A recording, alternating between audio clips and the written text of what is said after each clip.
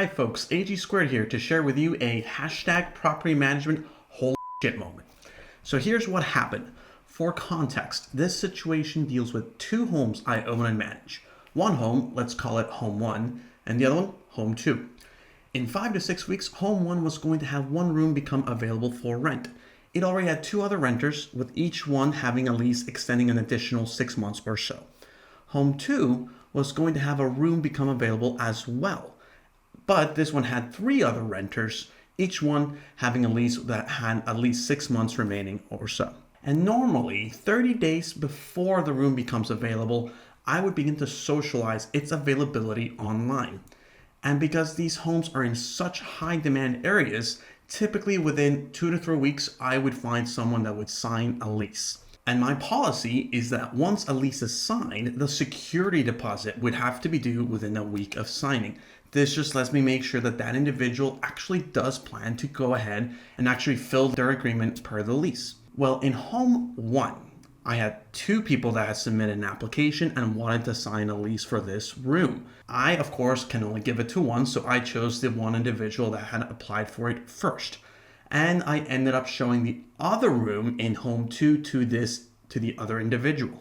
They also liked this room, and they ended up agreeing to sign a lease in home 2. Okay, so things are great. We have around 2 weeks to go before August, and now all my rooms that were going to become vacant from my previous renters moving out now had a signed lease with an estimate move-in within 1 to 5 days after becoming available. But, plot twist. Shortly after this good news, I get a message from the person that signed the lease at home 1 informing me that they had a change in their plans and wouldn't be moving forward with the lease.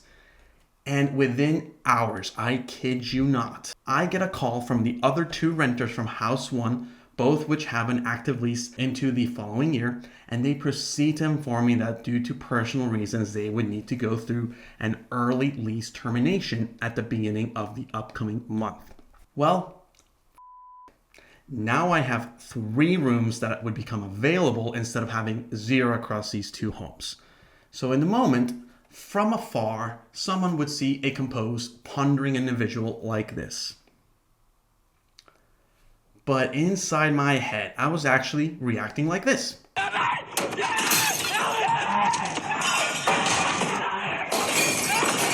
But like in all challenging moments, after a brief moment of panic, I started drawing up a plan.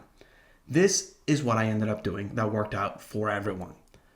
So, the person that currently lived in home 2's room told me that they actually wanted to renew their lease. Unfortunately, they told me this after the 30-day required notification period, so I had to break it to them that the room had been leased. Luckily, like I said earlier, the person that signed a lease for that home 2's room also wanted the same room in home 1 that now out of the blue is available. So I made lemonade out of complete I called up the person that signed the lease in home 2 and told them if they wanted to take the room in home 1 at no additional expense, to which they said absolutely. I then was able to inform the current renter at home 2's room that they could renew their lease, which they happily did. All of this, by the way, required a form for each change to take into effect legally. One, which is an early termination agreement for each of the 3 individuals that had to terminate a lease, another form for a property residence transfer form, and a third form being for a renewal. Luckily, this chain of events now just leaves me with the unexpected 2 rooms in home 1 that will become vacant in the following month. Luckily, this home is very popular and I'm certain the rooms will be leased quickly. So what lessons should one take away from this? 1. Having a process that is extremely streamlined is essential for having agility. In my case, I had the ability to quickly email an electronically signable agreement or amendment to everyone involved and quickly socialize the rooms as vacant in online. This was because I already have all the descriptions from the rooms. I have all my images uploaded on the Google Photos shared folder. Everything is ready to go whenever I need to act quickly. Number 2, making a good impression with people and being transparent goes a long way.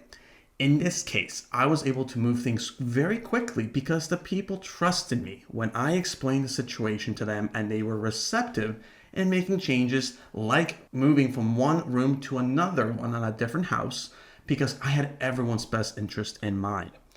And lastly, number 3, take time to draw things out.